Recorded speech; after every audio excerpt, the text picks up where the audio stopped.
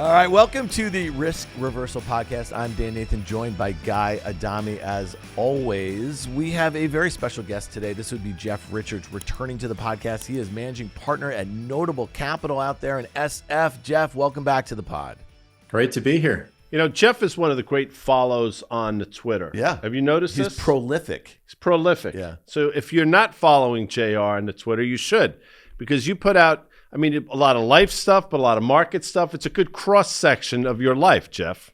I try to keep it simple. The only danger zone I get into is when I tweet about politics or taxes, and then I get attacked by all the bots. Taxes, I mean, I think those are the hot button topics of the day, which we'll probably get into at some point in this conversation. Maybe we'll do a little policy here. But Jeff, we wanted to start out. Last time you were on was February 12th. The title of the pod was AI Revolution, Winners, Losers, and Investment Opportunities. We want to do that again here, but let's start with a tweet. This was about a day ago from Jeff Richards. The shift from we love the Mag 7 to we love gold in European banks is really something. Now, we're going to do plenty of stuff in the private markets, but you know where Guy and I like to start here. And by the way, Guy has been a proponent of gold and European markets. I just want to get that out of the way. What was the impetus for that tweet? I don't know if it was you. I was watching somebody on CNBC who was saying, we like gold, we like European banks. And I was like, good God, it's come to this. Well, yeah, but he's been saying that for at least a year, gold for 3 years. But, you know, Jeff, on the Risk Reversal podcast on CNBC's Fast Money, we renamed in mid-December the Mag 7 to the Fateful 8. And the reason why, Broadcom had just entered that $1 trillion market cap club. And our view, and I'm going to say our view, was that the fate of the market hangs in the balance with these 8 stocks because of concentration. So let's start there a little bit. You've been in the valley for a few cycles here. You started as an operator in the tech space in the 90s.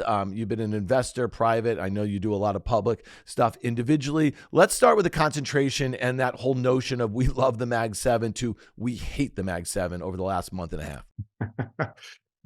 You know, I have found the concentration in the Mag 7 amazing. I mean, I was at a dinner with Mark Mahaney, who I think you guys know. He comes on CNBC often. He hosted a dinner with 30 public investors a few weeks ago. And I was shocked how many of them are still concentrated in the Mag 7. I mean, I always think of a fund manager's job is to go out and discover new ideas, do research on companies, find an edge that other people aren't seeing.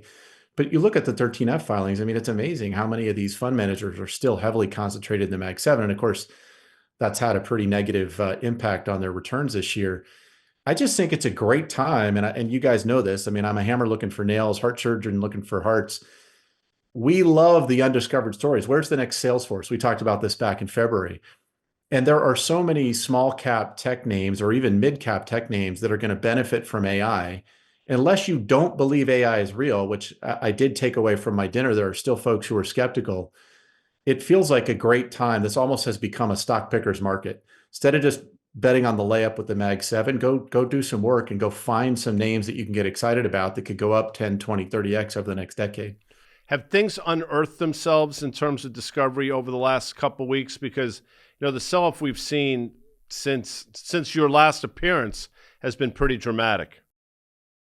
It's been dramatic, but okay, let's take that and then go back to a name you and I talked about, Guy, the last time, which is Pinterest. It's up 3.5% year to date. Not a rocket ship, but it hasn't tanked 20 or 30% like some of the other popular names have. CrowdStrike up 8%. I just think what you're finding there is smaller names, and CrowdStrike's not a small company, it's a big company. People love the management team. They love their position in the market. They know that over time it's going to benefit from AI. And so what you've seen is a little bit of people they're going to sell the Mag 7 when it's down.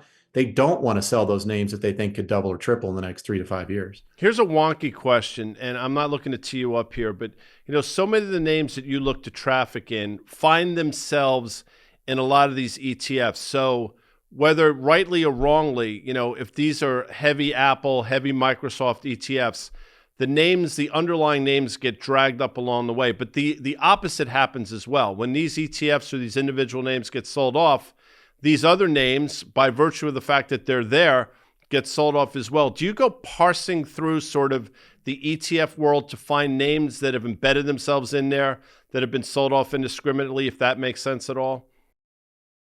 Well, I think so. One of the challenges for me is I love the name fast money, but I'm sort of the opposite. I'm slow money.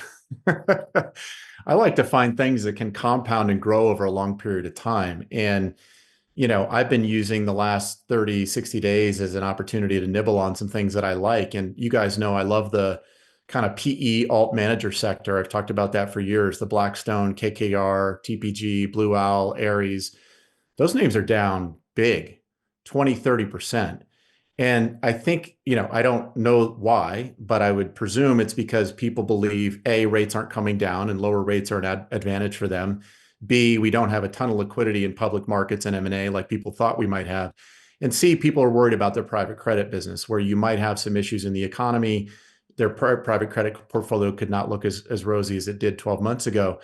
But I just think over time, if you're betting on the long-term flow of assets into private markets, whereas we know we've had a relatively constrained number of public assets, but lots of private assets to go invest in, I think those guys are still really well positioned. And so I just on a personal book, not what I do at Notable, I've added to some of those positions because, the example I always give people is look at KKR. Last 5 years, it's up over 5x. Show me a growth tech name that's over 5x that also pays a dividend, understands financial markets, and can play in up and down markets. In a down market, those guys take advantage and buy assets cheap.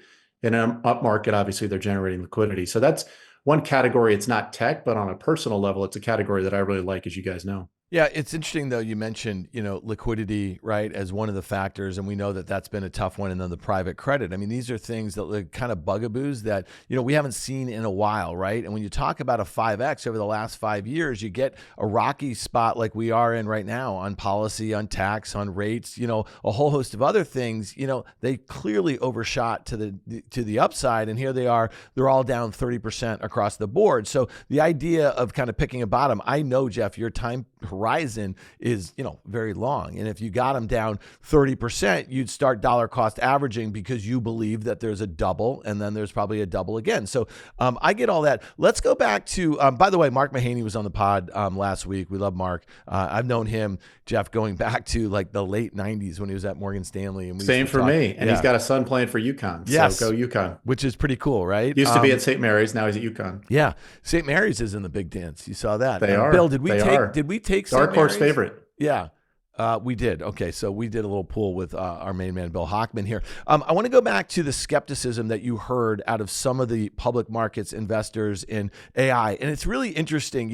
There is probably a massive bifurcation. In your business on the VC side, it's all AI all the time. If you are not focused, if you are not a believer, you're probably a very lonely guy or gal out there. On the public side, though, I think a lot of folks just said, where are we seeing the return on investment? We're seeing this massive build. And when you think about just basically a month and a half ago when all the major hyperscalers reported earnings and Meta, they were all trading at all-time highs, right? And since then, they're all down 20%. What did they see? They saw a slight deceleration in revenue growth, and they saw at least a commitment to the levels of CapEx, right? But I want to go through really quickly an article from The Information. I'm sure you already read it. Why AI isn't giving Salesforce a boost. I think this came out a couple days ago. Mark Benioff last month declared 2025 as the absolute year of Agentforce, a product that software company launched last fall to help customers automate customer service and business functions. Okay, this is really the important part, in my opinion. So, all right, he said, we never have seen a product grow at these levels, especially Agentforce.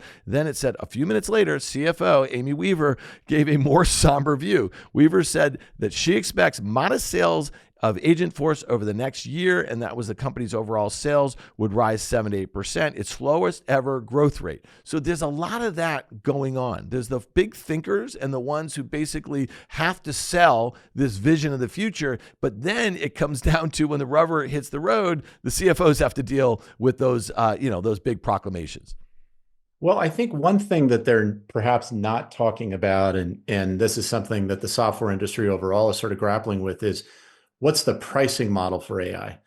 So I was joking with one of our CEOs. He was talking about a new feature they're rolling out that has AI. And he said, well, how do you think we should price it?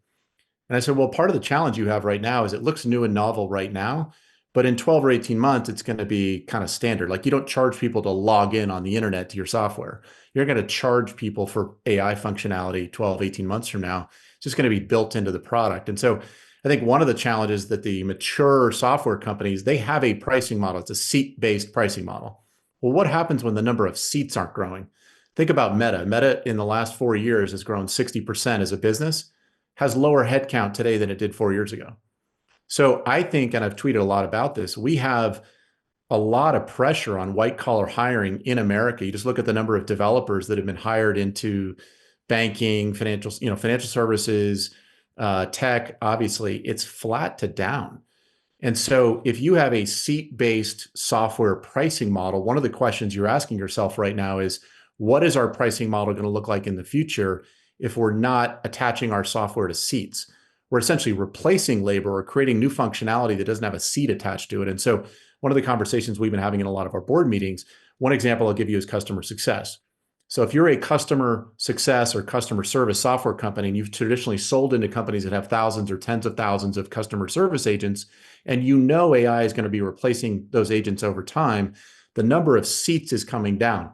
The value they're getting for your software is the same or greater, but you can't just walk in and price it on seats. And so I think that's one of the challenges you're seeing right now.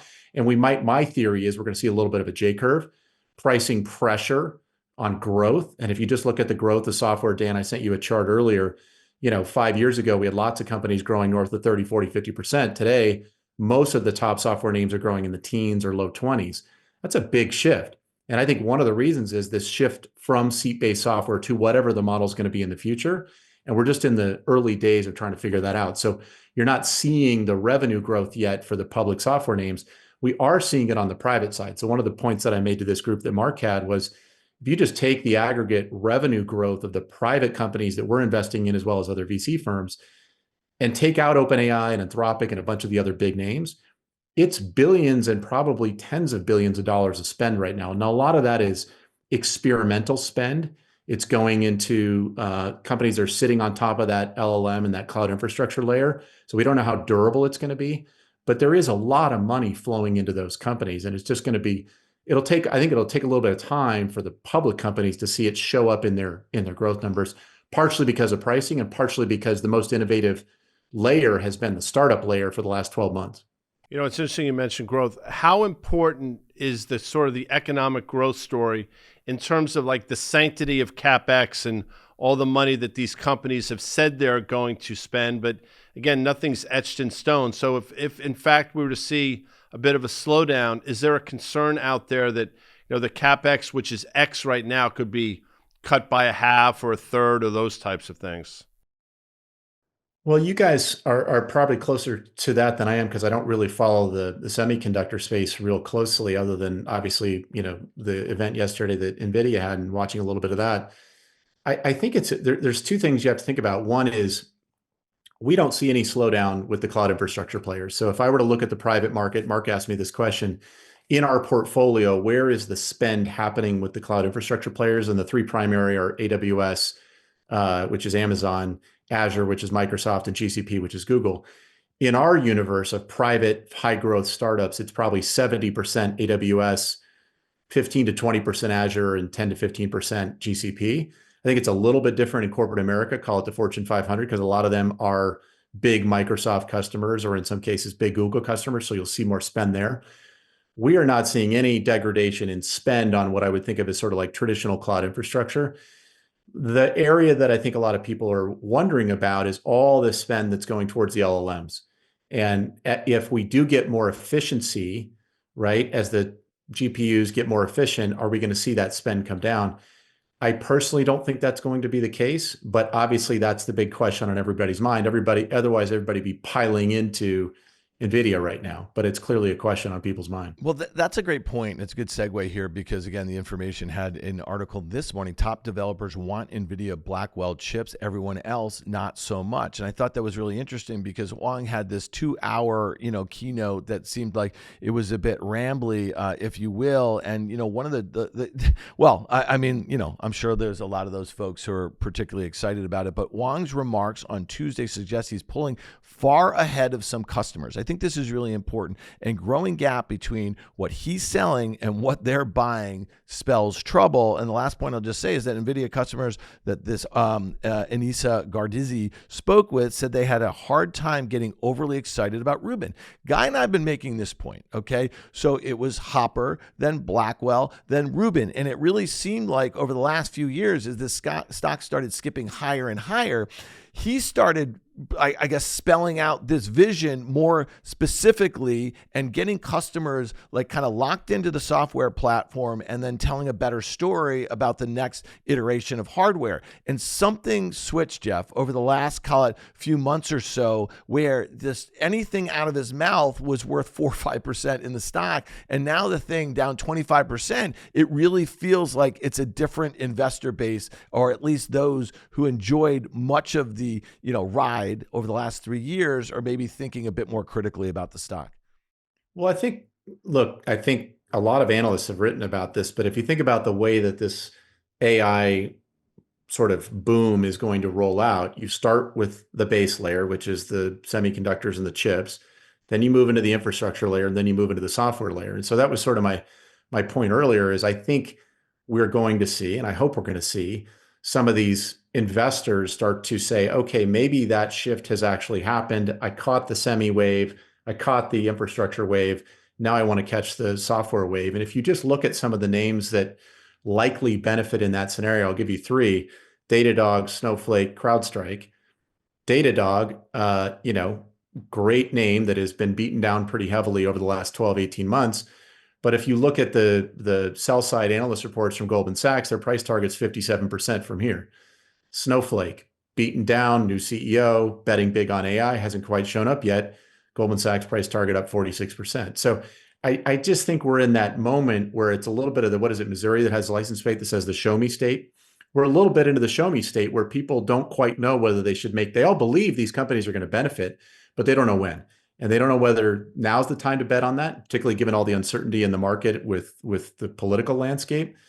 But if you're in my seat and you see what we see, which is you see all this revenue traction with these private companies, you see big corporate buyers who are buying. They're not buying at the volumes that would impact an Oracle or an SAP, but they're certainly benefiting your average $50 or $100 million startup.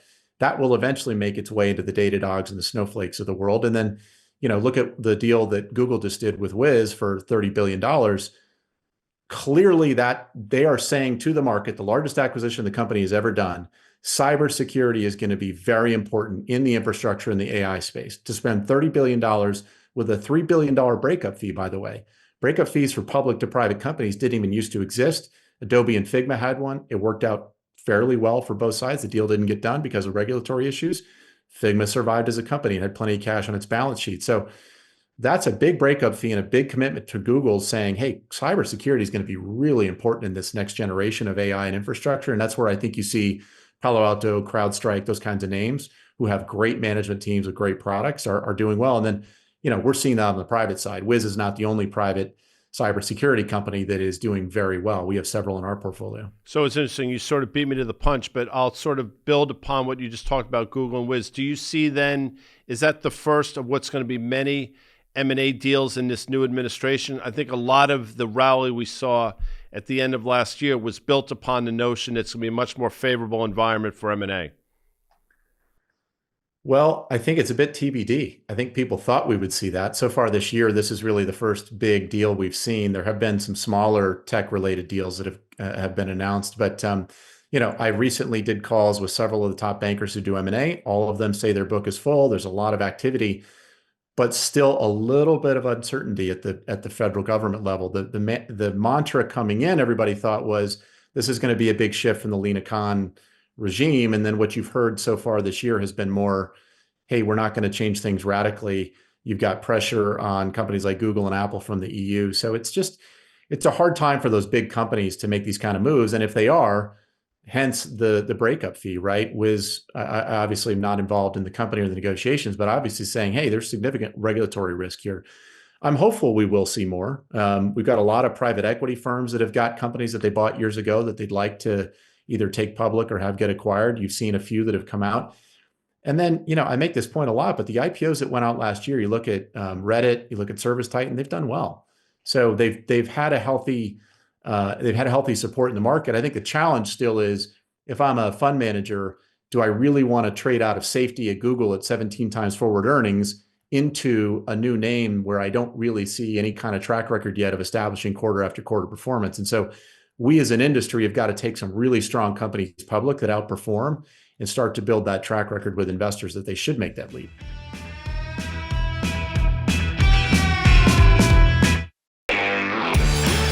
Jeff, I want to talk about the IPO market because we've never seen, the backlog like we have right now. The IPO market has been really closed for years, which really makes me think that as soon as the market, the economy is on some steadier footing, we're going to have, just an onslaught. But the size in which these companies are in the private markets and the multiples of sales. Now, I know, like, for instance, some of these companies, Anthropic, they're growing sales pretty aggressively, but they're going to have to do a whole heck of a lot more in a short period of time, to kind of grow into some valuation that will be palatable for public investors, right? Because we've never seen this sort of thing. And I'll just make one. So I would love to get your take on that, but this is an observation. You just said Reddit's done really well. Reddit did really well for about 4 months. And now, since its highs, it's been cut in half, right? But where is it from if you bought it at the IPO? Right. So the IPO was, $44 or something, or $36 or something like that. So yeah, it's up 150% or so,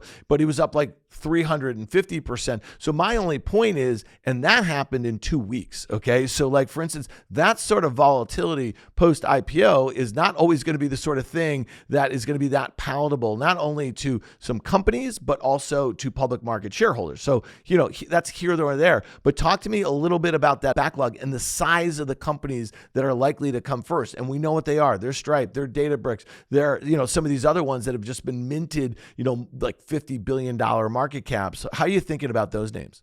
Well, actually, a really good test, and this was one of the conversations we had at the dinner I mentioned, is going to be CoreWeave.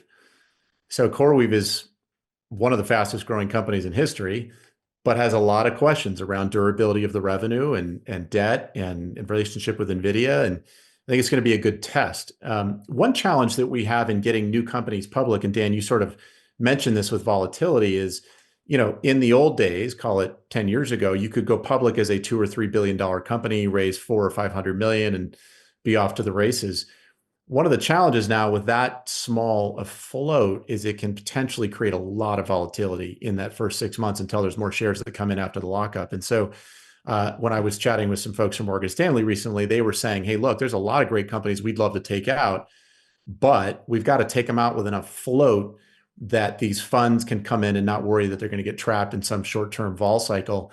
And, that comes back to valuation for the companies and how much dilution do we take in an IPO and whatnot. So I think CoreWeave is going to be an interesting test case. It's not one of the companies that we would have all pointed to. It's not a Perplexity or an OpenAI or an Anthropic or a Databricks. It's got kind of a consistent, predictable forward revenue stream. It's a pretty new, they just did this in the last 3 years, pivoted the business from a Bitcoin mining operation to a play on AI, but the revenue growth is astronomical. And so it'll be interesting to see how it's received. Yeah. And one of the concerns, we've been talking about this name for a few weeks now. There seems to be a bit of hair on it, right? When you think about just, the talk of, Microsoft canceling some data center leases, that 62% of CoreWeave's revenues come from Microsoft. The list goes on and on. You mentioned the debt. You mentioned where they were from a revenue perspective, just 3 years ago. That's absolutely insane. And then, kind of this arrangement that they have for these high-end GPUs. This one seems kind of funky, and it's going to be coming at a very, very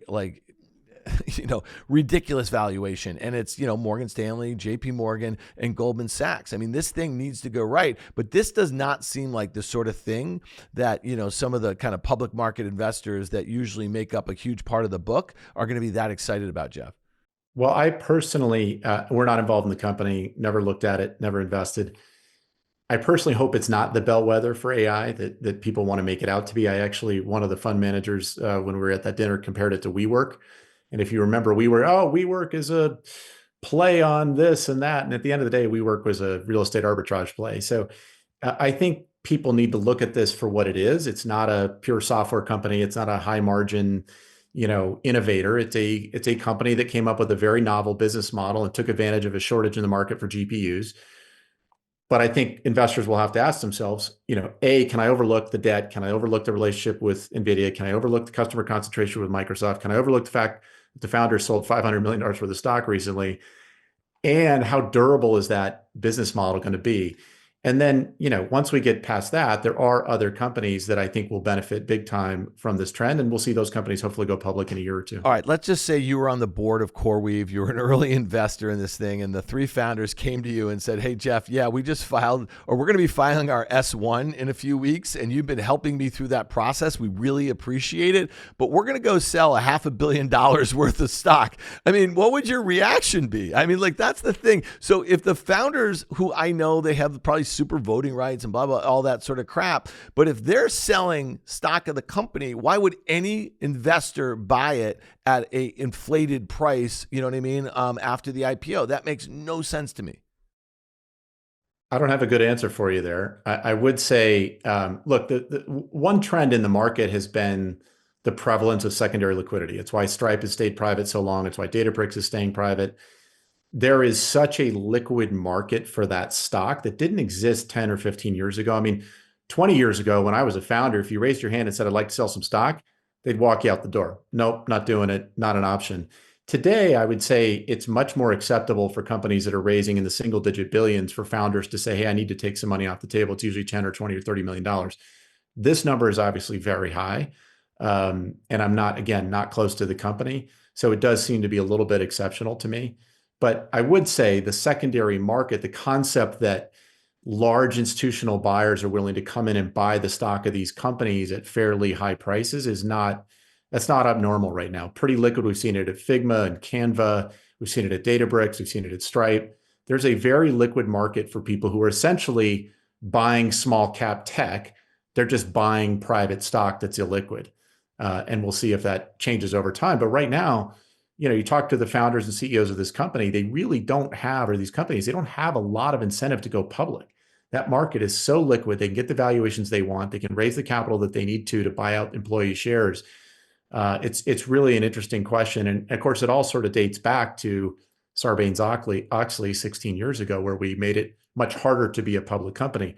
Not arguing whether that was a bad or a good thing, but you look at that demarcation line, it definitely has driven this trend. And then just the massive amount of capital that has come from family offices and institutions around the world into the firms that are buying the stock. And it's a pretty liquid opportunity. Look, if liquidity is there and you can avoid the scrutiny of being a publicly traded company, you sort of get the best of both worlds, I think, to your point. My last question, this is a March 11th tweet by you. A giant market pullback in the first inning of a major technology industry shift, AI, is an incredible gift. Now, if you watch CNBC, which I'm sure you do from time to time, we talk about the same bunch of names all the time, the same industries, AI, cybersecurity, all those things. What are you looking at that you don't hear anybody talking about in terms of sectors or subsectors? That's a great question. My point there was just more so, everybody's been talking about sentiment. When did sentiment drop this significantly the last time? It was July of 22. Turned out to be a great buying opportunity. And I have a general theory, having been investing since the mid 90s, lived through the dot-com bubble, 9/11, great financial crisis. I mean, all these cycles, what you learn is when everybody else is scared and panicked and responding to the headlines in the news, which are, their job is to create fear and uncertainty and doubt so people click and read the articles. Those are often the best times to invest if you have a long-term horizon. I personally think we're going to see a lot more volatility throughout the year, just as, if the first few months of the administration are any indicator. But over time, I don't see how, it kind of is a litmus test. Are you bullish on AI or are you not bullish on AI? If you're bullish on AI, it's going to impact S&P 500 earnings in a positive way. It's going to be deflationary for the economy. A lot of other factors involved in that.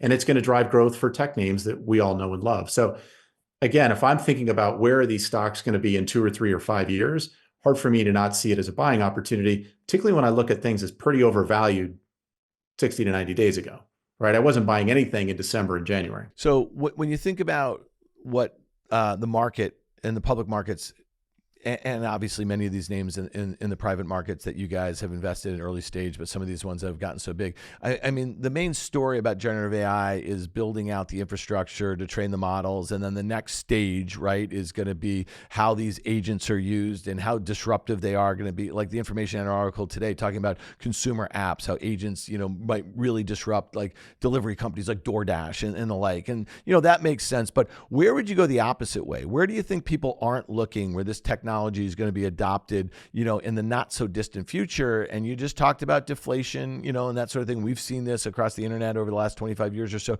But where do you think like the best opportunities are to invest in an industry that's not exactly a tech industry, but it's going to get the benefit of this technology?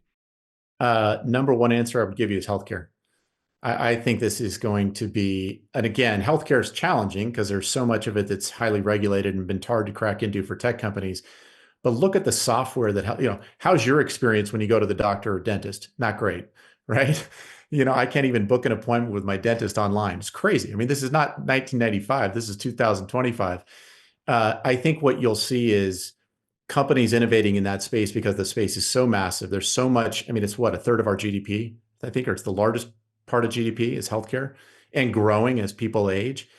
There's so much opportunity to create efficiency in billing and patient care, proactive medical care, right? Today, it's very hard for my doctor to send me a text every day and say, hey, Jeff, how was your workout? How's your diet? How's your cholesterol? Blah, blah, blah. An AI agent can do that easily and integrate with my Apple Watch, my Whoop, my Oura Ring. I need to obviously probably put in the data as to what I'm eating, but it can then monitor my vitals and be proactive with me. So there's so much opportunity in healthcare. I think the challenge for a lot of us is we've all been burned by healthcare market's big, ripe for technology disruption, but it's been really hard to break into. But that's the one category I'd point to and just say, and by the way, I think it'd be great for all of us, right? If I can give you better personalized healthcare and what you really should get, rather than us all taking the same supplements and trying to eat the same foods, you should get stuff that's very customized to you. And we're seeing a bunch of consumer-oriented startups in that space, as well as on the enterprise side, companies that are saying, hey, agents can take out a lot of the manual labor and work that gets done in a hospital today. How much time does a doctor or an admin spend filling out paperwork, trying to get insurance, billing, and claims? All that can be done with agents. So that's one category that I'm super bullish on, and I hope for the economy it plays out. JR1, the eve of the NCAA tournament, the 4 number 1 seeds, Houston, Duke, Florida, and I guess Auburn, seem to be the best teams in the country by far. Anybody getting knocked off, or is this a chalk tournament? Well, my son's running our pool this year, and he made everybody pay a $10 buy-in. So I've studied this a little bit, and I have a hard time. I've watched Duke a bunch of times. It's hard not to pick them. I mean, they look so good when Cooper Flagg's playing. But the beauty of March Madness, we know there's going to be some great upsets. The other thing that I think people underestimate, and you guys know this from playing sports, they were talking about how a play-in team often makes the next round. So much of it's psychological. Mm-hmm. You win a game, you're feeling good. You and your buddies are like, hey man, we played great last night. We got to play again in 3 days. We're feeling good, as opposed to the teams that just had a 5 or 6 day break. So I would look for teams that have been hot in their tournaments and are feeling really good about their game. The teams that exit the tournament they were in, but still get the bid, you have to wonder how much psychology is there and whether they're really feeling good about their game. Well, you just mentioned, I mean, it sounds like you're talking about North Carolina, who won that play-in North Carolina game. was a good example. They destroyed San Diego State last night. And it's interesting. They have a chip on their shoulder, too, because if you listen to what's going on, they shouldn't have been in the tournament. What happened to West Virginia? I think Indiana was another team that got – I know it was West Virginia. So North Carolina is that team for sure, Jeff. Yeah. No, I love it. This is my favorite time of the year. It's so much fun. All right, my man. Well, we appreciate you being back here. We hope we'll do it again soon. Jeff Richards, managing partner, Notable Capital. Thanks for being on the pod. Thanks, guys. Great to see you.